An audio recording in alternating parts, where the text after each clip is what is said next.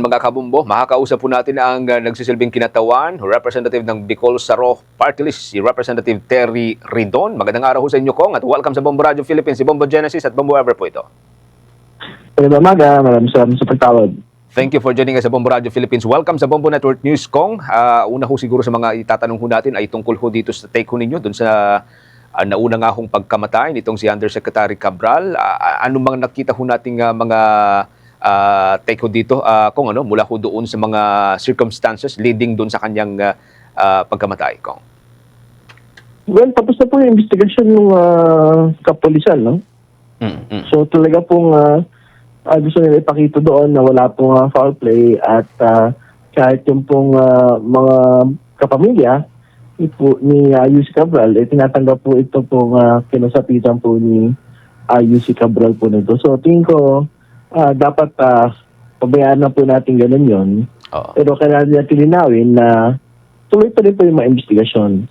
Kahit matay na po siya. Kasi siyempre, kung may mahanap pa po tayong mga dokumento na siya ho yung may kustodiya at may makakapagbigay patunay dito sa mga bagay po na ito, di siyempre, tuloy pa rin po yung pagsisiyasat po natin. Okay.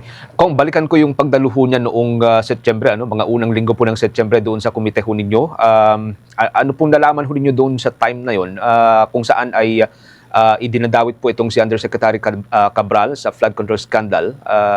May mga sumunod pa po bang mga communication sa inyo after po nung kanyang naunang pagdalo, Kong? Well, wala po, no? Ang pinaka-mayor naman po na testimonya po nung panahon po na yan sa House Infrastructure Committee ay wala pa iba kundi yung pong paglilinaw niya doon sa 51 billion insertion ni Congressman Paulo Duterte noong pong 2019 to 2022. No? So, actually, medyo hirap pa po siyang i-admit, no? Nung pong pagdinig po na yun, yung pong 51 billion, pero siya kinonfront po siya kasi na kanya pong admission doon sa isa pong article na meron pong ganong actual na numero nung pong panahon po na yan si Congressman Paulo Duterte. Pero other than that, Kong, personal communications, halimbawa may inilapit ng mga dokumento sa inyo kaugnay po ng kanyang admission, wala na po? Wala, hindi naman ho gawain po ng komite na nagkakaroon po ng mga personal na komunikasyon sa mga resource persons. No? So, ibig sabihin ko, ano ho yung linatag sa official proceedings, yun lang po yung ginagamit po namin sa mga pagdinig. Okay. Bombo Ever, with your questions? Right, Kang. Hinggil nga naman po dito sa inilabas po na impormasyon ni Congressman Liviste na sa kanya daw po yung ilan pong mahalaga na files ni dating Undersecretary Cabral. Ano po yung take niyo po dito, Kong? Considering na kayo rin po ay nagsilbi po na chair ng committee na nag-imbestiga po dito sa flood control scandal. Alam po niyo, dapat noong September pa ho pala linabas ni Congressman Liviste yan. Sabi niya, September 4. Binigay sa kanya ni Undersecretary Cabral po yung listahan po ng supposedly may mga insertions. Paano natin ngayon malalaman kung authentic ba o hindi? Yun pong sinasabi ho niya listahan.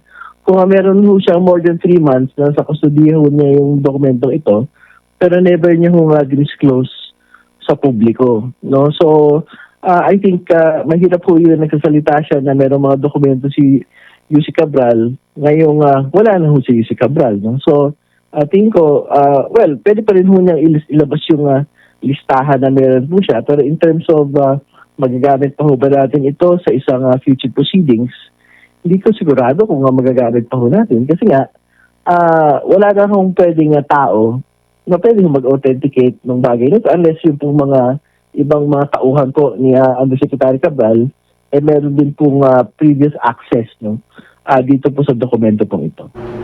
Just to follow up po, kung kayo po yung tatanungin, dapat po ba na ilabas na po ito agad o kailangan po yung approval coming from Department of Public Works and Highway Secretary Vince Dizon na according naman din po kay Congressman Liviste ay ipapaubayan na daw po niya sa DPWH yung paglalabas nga po nitong naturang files? Hindi. Walang pumipigil kay Congressman Liviste. Walang time-bound, walang person-bound na pwede mo nga makapigil po sa kung sino mang kongresista makapaglabas po ng listahan. Ang sinasabi nga namin, actually, dapat as soon as binigay sa kanya ni UC Cabral ito, noong September 4, 2025, katulad ng sabi niya, linabas na lang ho sa publiko ito para malaman ho natin yung katotohanan sa likod po. Ang problema natin, pagka naglabas si Congressman Leviste, kung anong mga listahan, ngayon, napatay na si Yusek Cabral, paano natin malalaman ngayon kung authentic pong dokumento ito at hindi na ho niya pinalitan. Ito pong laban na ito, lalo tigit, ang kaisa-isang tao siguro na makakapagpatuloy ng authenticity po ng listahan ay wala pang iba kundi si Yusek Cabral na patay na. Di ba? So, very problematic po yung fact na hindi ho niya linabas yung listahan mula na umpisa. Alright. Since yung connected nga po itong si dating Undersecretary Cabral dun po sa issue ng flood control scandal at tinutukoy po siya ni na Engineer Bryce Hernandez, Henry Alcantara at Undersecretary Bernardo na link po sa ilang politiko, can the government still pursue po yung freeze order laban sa kanya po mga ari-arian kahit hindi na po niya maidepensa po yung kanyang sarili ko? Hindi, magayon ho, ang estado ho talaga niyan. Siyempre, yung pong usapin ho ng criminal aspect po ng mga problema kung kinakaharap niya, tapos na ho yun. No? Pero siyempre, wala akong pumipigil pagka ba ipakita yung pong ill-gotten wealth, no? Sa kanya pong estate, yung kanya pong mga naiwang pag-aari, tingin ko pwede pa rin itong habulin ng gobyerno. Ito pong mga pag-aari pong ito. Right, Bombo Jen. Okay. Kung just to follow up doon sa mga files na yun, sa inyo pong experience bilang isang abogado, nababanggit ka ninyo kanina na wala nang mag-authenticate doon sa kanyang mga files na ipinasa kay Congressman Leviste. Pero kung gagamitin po iyon na bilang ebidensya doon ho sa mga napangalanan po doon, kasi sabi ni Congressman Leviste, marami daw yung mga napangalanan doon hindi lang po congressman kundi mga senador at iba pang mga individual. So kung gagamitin po iyon bilang halimbawa ebidensya sa pag-uusig po doon sa mga napangalanan, ano to, magpupulso kaya sa case? Kong? Ang very important sa document yung authentication Hindi ba? Ang problema ko, nasa hawak na ni Congressman Leviste mula September, yung pong dokumento na yan, hindi niya yung linabas. And yung tanging pwede mag-authenticate yan, patay na ngayon. Hindi ba? So, kumbaga, sige, pwede niya, walang problema na ilabas niya po yung dokumento na yan. Pero siyempre, kailangan maghanap ng tao na talagang nakakita, tumulong kay Yusek Cabral doon sa pag-create nito pong document na po ito. No? So, siyempre, talagang, sa totoo lang, the burden is really on Congressman Leviste. Bakit kayo lang siya nagsasalita when in fact, yung po tingin kong tanging pwede makapagbigay patunay, totoo po yung dokumentong yan, ay patay na po ngayon. This early, pwede nating sabihin sayang yung mga dokumento kung sa ganyang mga anggulo. Anyway, one last question na lang kung sa part ko. May mga referral na po ang Independent Commission for Infrastructure doon sa Office of the Ombudsman para sa filing of cases. Since ilang beses din po ninyong naimbestigahan po itong flood control scandal, anong mga take ninyo dito? Assessment of course doon sa referral ng Office of the Ombudsman, considering na marami din pong nailabas ang Kamara de Representantes noon ng mga bagong impormasyon, like yung 51 billion pesos under sa distrito ni Congressman Pulong.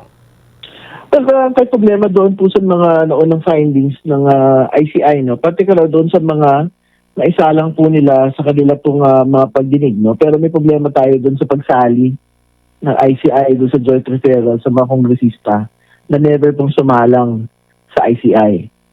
So, kumbaga, problema ko yun. Kasi parang magkakaroon po ng due process concerns po yun na mag-refer po tayo ng pagkakaso sa ilang mga personalidad, particular itong mga tinatawag ng mga congressman contractors na never ho nga naisalang sa proceedings diyan po sa ICI. So, tignan natin kung paano ho nila gagamutin ito.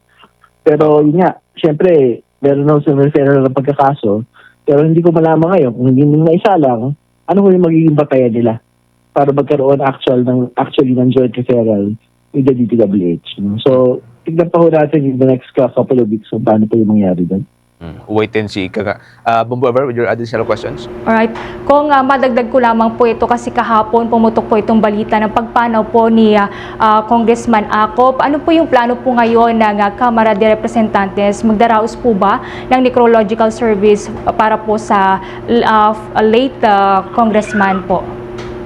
Well, malamang ho, magkakaroon po ng necrological service po yung house, Kasi siyempre, isa naman ho sa mga talagang ginagalang na mga kinatawan po, si Congressman Acop. At siyempre, At talaga naman pong malaki po yung inambag niya eh. No? Dito po sa marami pong laban na dinaluhan po ng Kamara, particular ito pong 19th Congress Quad Committee. Ang binabanggit nga ho ng lahat ng mga miyembro ng kasalukuyang Quad Committee ay ipagpapatuloy ho namin. Ito pong sinimulang laban para sa hustisya, para sa katotohanan nung kanya pong naunang grupo sa 19th Congress Quad Committee. Alright. Okay. Sige. Kong, thank you for joining us. Maisingit ko lang din siguro kasi si Congressman Acop ay nakilala lalo ho doon sa may Quadcom ho dati nung 19th Congress. Any plans ho para ho buhayin yung Quadcom 2, Kong? Meron na ho ba? Buhay yung Quadcom 2 So isa ho yan sa maunang mga ito na yung mga joint committees, no? Kasabay po nung mga katulad namin pong committee sa Infracom, no? So buhay yun.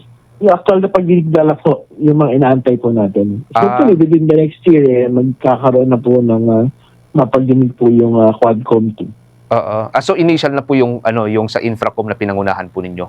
Yun na yung initial Ibang hearing. committee yan, ibang joint committee yan. No? So yung Quadcom nung nakaraan, binuhay na ho yun ng July. Yung mga pagdinig na lang po yung kailangan po schedule para po dito.